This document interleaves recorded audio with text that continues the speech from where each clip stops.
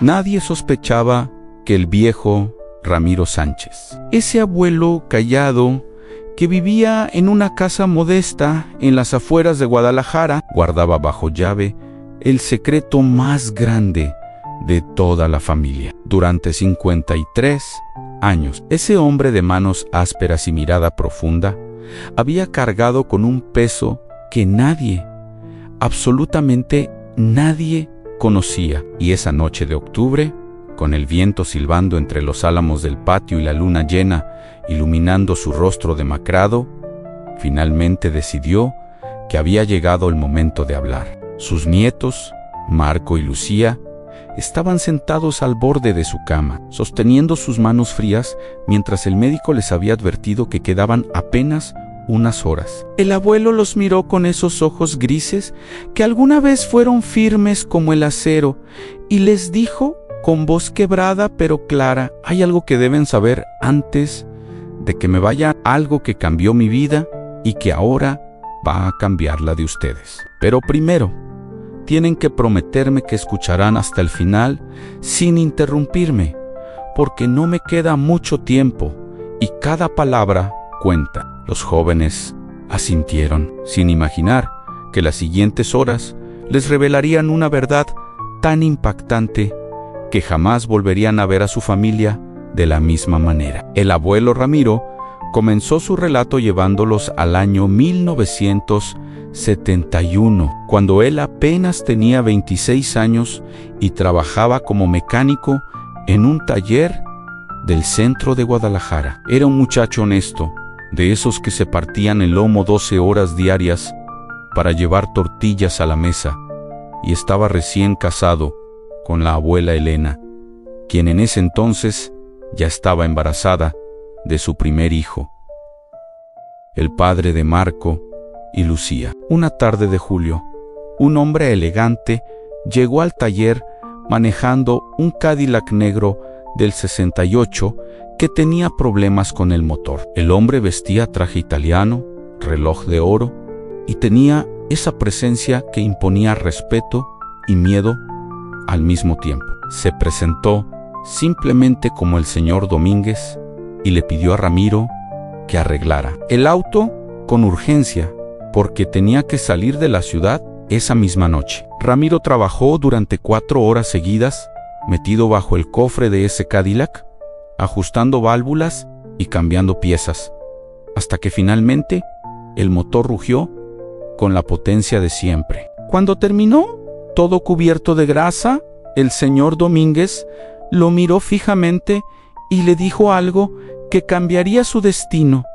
Eres bueno en lo que haces y pareces un hombre de fiar. Necesito a alguien como tú para un trabajo especial. Te pagaré más en una noche de lo que ganas en 6 meses. Pero necesito saber si eres un hombre que puede guardar secretos hasta la tumba. Ramiro, que apenas ganaba para los gastos y tenía un bebé en camino, sintió que el corazón se le aceleraba. Sabía que debía decir que no, que ese tipo de propuestas nunca terminaban bien, pero pensó en Elena, en la casa que rentaban y que se llovía cada temporada de lluvias, en el futuro incierto que les esperaba, y contra todo su instinto, contra esa voz interior que le gritaba que huyera, asintió con la cabeza y dijo que sí.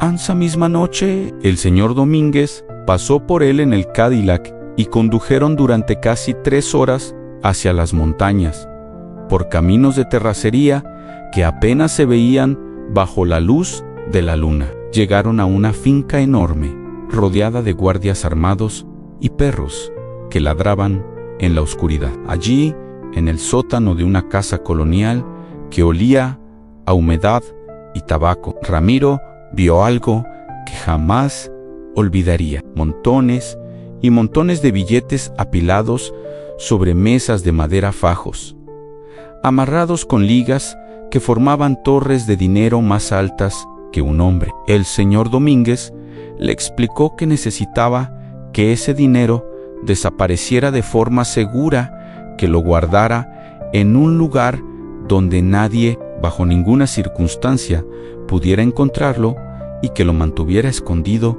hasta que él mismo fuera a reclamarlo personalmente. Le entregó 10 maletas negras, cada una llena hasta reventar con billetes de todas las denominaciones, y le advirtió con una mirada que lava la sangre: si alguien más se entera de esto, si tocas un solo billete, si intentas huir o traicionarme, no solo tú morirás, sino Elena y tu hijo también. Pero si guardas este secreto y cuidas bien de lo que te estoy confiando, cuando yo venga por esto, te daré una recompensa que te hará rico para el resto de tu vida. Ramiro cargó esas maletas temblando, sintiéndose como si estuviera cargando su propia sentencia de muerte. Manejó de regreso a Guadalajara con las 10 maletas en la cajuela, mirando constantemente por el espejo retrovisor, esperando que en cualquier momento aparecieran luces de policía o, peor aún, sicarios que venían a silenciarlo para siempre. Durante los siguientes 3 días, Ramiro no durmió ni comió bien. Su mente trabajaba a 1000 por hora, tratando de encontrar el lugar perfecto para esconder esa fortuna maldita. No podía llevarlo a la casa que rentaba porque el dueño entraba cuando quería. No podía enterrarlo en un terreno público porque corría el riesgo de que alguien lo encontrara por accidente. Necesitaba un lugar que estuviera bajo su control absoluto, un lugar al que nadie más tuviera acceso, un lugar donde pudiera vigilar sin levantar sospechas. Y entonces se le ocurrió la idea. Sus padres, los bisabuelos de Marco y Lucía, acababan de fallecer, dejándole como única herencia un pequeño terreno en las afueras de la ciudad, un pedazo de tierra árido donde solo crecían nopales y mezquites. Era un lugar que nadie quería, tan alejado y desolado que sus hermanos habían renunciado a su parte con tal de no tener que pagar los impuestos. Ramiro tomó prestada una camioneta, cargó las 10 maletas, cubriéndolas con lonas y herramientas, y manejó hasta ese terreno una madrugada de agosto. Cavó durante horas bajo el calor sofocante, haciendo un hoyo de 3 metros de profundidad. Envolvió cada maleta en plástico grueso y lona impermeable, las metió en un tanque de metal que había comprado en un depósito de materiales. Selló todo con soldadura y enterró ese tanque tan profundo que sabía que nadie lo encontraría jamás, a menos que supiera exactamente dónde buscar. Después, plantó un nopal justo encima, uno que con los años crecería tanto que nadie sospecharía que debajo de sus raíces había millones de pesos esperando en la oscuridad.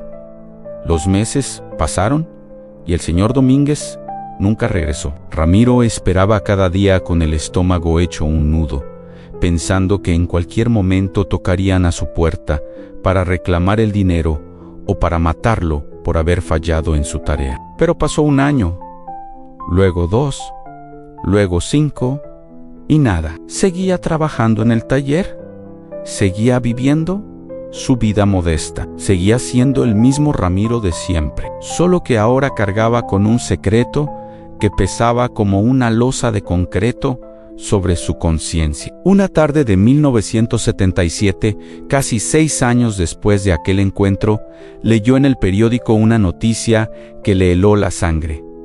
Habían encontrado el cuerpo del señor Domínguez y otros 5 hombres ejecutados en un rancho cerca de Michoacán. La nota decía que habían sido parte de una guerra entre cárteles por el control de rutas de narcotráfico y contrabando. Ramiro comprendió entonces que ese dinero que había enterrado nunca sería reclamado, que el señor Domínguez se había llevado el secreto a la tumba y que él era ahora el único ser humano sobre la tierra que sabía dónde estaban esos millones. Durante días, Ramiro no pudo dormir pensando en qué hacer.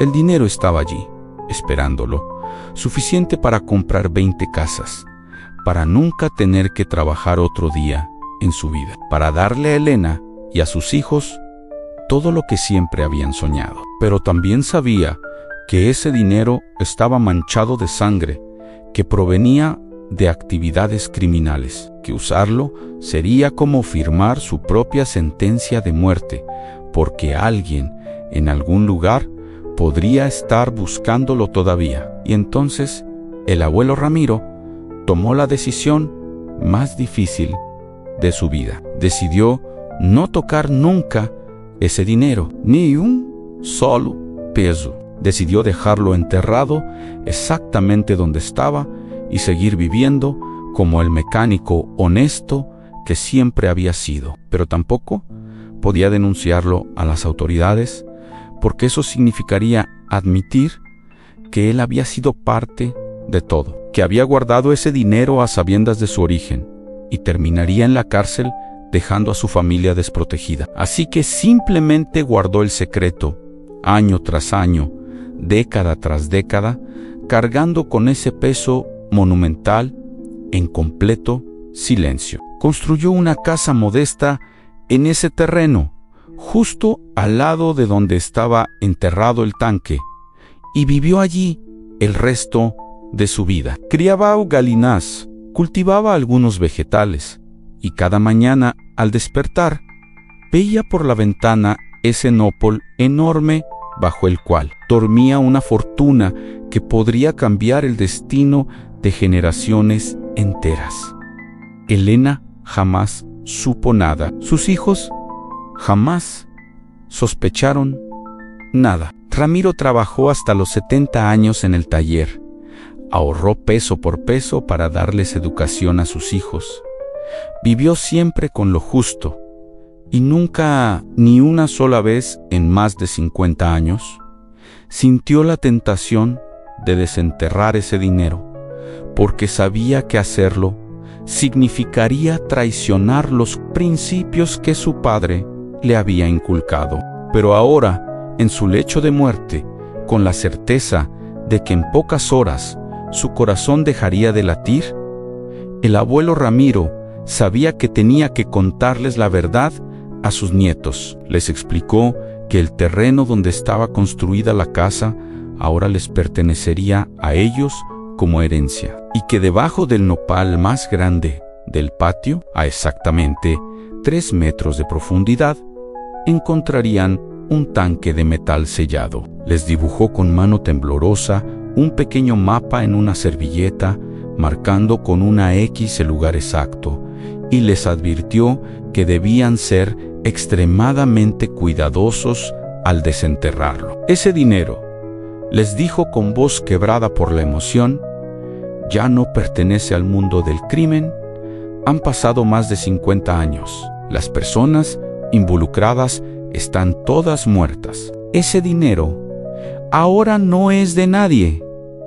Y si ustedes deciden quedárselo, estarían tomando algo que de otra forma se perdería para siempre en la tierra. Pero tienen que prometer que lo usarán para hacer el bien, para ayudar a la familia, para construir algo bueno sobre algo que nació en la oscuridad. Prométanme que no lo desperdiciarán en lujos vacíos, que lo invertirán en educación, en negocios honestos, en ayudar a otros que lo necesitan. Prométanme que convertirán esta maldición en una bendición. Marco y Lucía no podían creer lo que estaban escuchando. Su abuelo, ese hombre que siempre les había enseñado el valor del trabajo duro y la honestidad, había guardado durante más de medio siglo el secreto de una fortuna enterrada. Lucía, con lágrimas rodando por sus mejillas, le preguntó por qué nunca lo había usado,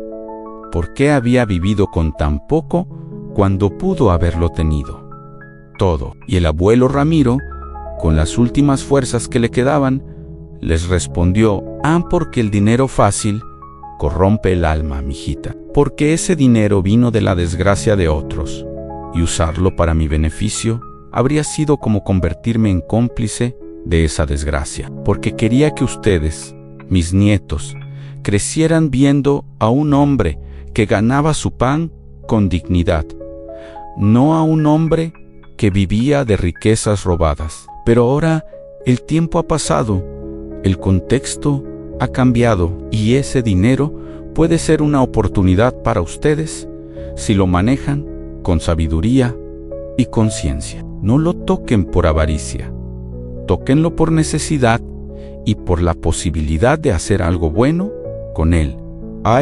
Y sobre todo, nunca olviden que la verdadera riqueza no está en lo que tienes, sino en la clase de persona que decides ser cuando nadie te está mirando.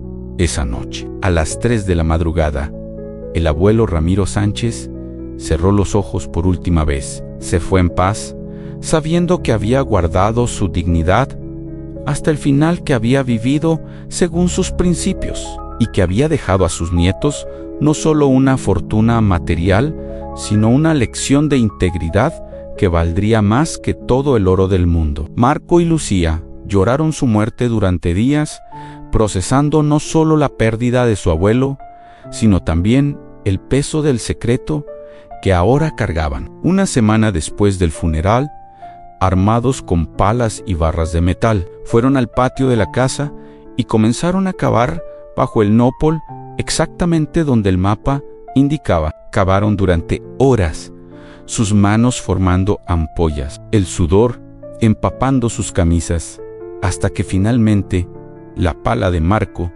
chocó contra algo sólido. Limpiaron la tierra con las manos y allí estaba un tanque de metal oxidado, sellado con soldadura, exactamente como su abuelo lo había descrito. Lo sacaron con la ayuda de cuerdas y poleas, lo abrieron con un soplete y cuando finalmente levantaron la tapa, lo que vieron los dejó sin aliento. Las 10 maletas seguían allí, perfectamente preservadas por el plástico y la lona. Los abrieron con manos temblorosas y encontraron que los billetes, aunque viejos y fuera de circulación, estaban en perfecto estado. Había millones y millones de pesos de los años 70, billetes que ahora eran piezas de colección y que valdrían aún más que su valor nominal original. También encontraron en una de las maletas varios kilos de monedas de oro, joyas antiguas y documentos que probablemente habían sido parte del botín del señor Domínguez. Marco y Lucía se miraron en silencio, comprendiendo la magnitud de lo que tenían frente a ellos y el peso de la responsabilidad que su abuelo les había dejado. Durante las siguientes semanas, consultaron con abogados especializados en hallazgos y tesoros enterrados. Aprendieron que, efectivamente, después de más de 50 años y con todos los involucrados originales muertos, ese dinero legalmente no tenía dueño reclamante. Podrían declararlo como hallazgo, pagar los impuestos correspondientes y quedarse con el resto sin violar ninguna ley. Pero más importante que la legalidad era la cuestión moral que su abuelo les había planteado. ¿En qué clase de personas querían ser ellos con ese dinero? Decidieron honrar la memoria de su abuelo de la manera más pura posible. Vendieron las monedas de oro y las joyas en subastas especializadas, cambiaron los billetes antiguos por dinero actual a través de coleccionistas numismáticos y cuando todo estuvo liquidado, tenían en sus manos el equivalente a más de 40 millones de pesos actuales. Con ese dinero, hicieron exactamente lo que su abuelo les había pedido. Primero, pagaron todas las deudas de la familia a la hipoteca de sus padres, los préstamos estudiantiles de sus primos, los gastos médicos acumulados de sus tías. Después, crearon un fondo educativo para todos los niños de la familia, asegurando que ninguno tendría que abandonar la escuela por falta de recursos. Invirtieron en un negocio familiar honesto, un taller mecánico en honor a su abuelo, que ahora emplea a 15 personas de la comunidad. Donaron una parte significativa a organizaciones que ayudan a víctimas de la violencia del narcotráfico, sintiendo que de alguna forma estaban devolviendo al universo algo de lo que ese dinero había quitado décadas atrás y guardaron lo suficiente para vivir cómodamente, pero sin ostentación, exactamente como su abuelo habría querido. La casa del abuelo Ramiro la convirtieron en un centro comunitario donde ofrecen clases gratuitas de oficios a jóvenes de escasos recursos, y ese Nopol que estuvo durante 50 años custodiando el secreto más grande de la familia, ahora da sombra a niños que aprenden carpintería, plomería y mecánica, sin saber que bajo sus raíces una vez estuvo enterrada una fortuna que cambió el destino de toda una familia. Marco y Lucía jamás contaron públicamente la historia completa de dónde vino el dinero. Simplemente dijeron que su abuelo les había dejado una herencia inesperada de inversiones que había hecho en secreto durante su vida. Y en cierto modo, era verdad. El abuelo Ramiro había hecho una inversión, pero no de dinero, sino de integridad, de principios, de dignidad. Había invertido 53 años de su vida en demostrarles que la verdadera riqueza no se mide en pesos, sino en la capacidad de mantenerse fiel a uno mismo, incluso cuando nadie más está mirando. Les había enseñado que hay cosas más importantes que el dinero, y paradójicamente, esa lección fue la que les permitió manejar esa fortuna con la sabiduría necesaria para convertirla en algo bueno. Cada noche, antes de dormir, Marco y Lucía miran la fotografía del abuelo Ramiro que tienen en la sala. Ese hombre de manos ásperas y mirada profunda que guardó un secreto durante toda su vida y que en su última noche finalmente reveló dónde estaban sus millones, no para enriquecerlos, sino para enseñarles la lección más valiosa que existe, que el verdadero tesoro no es lo que encuentras enterrado en la tierra, sino lo que construyes con tus propias manos, y la clase persona que decides ser cuando se te presenta la oportunidad de tomar el camino fácil y eliges, en cambio, el camino correcto.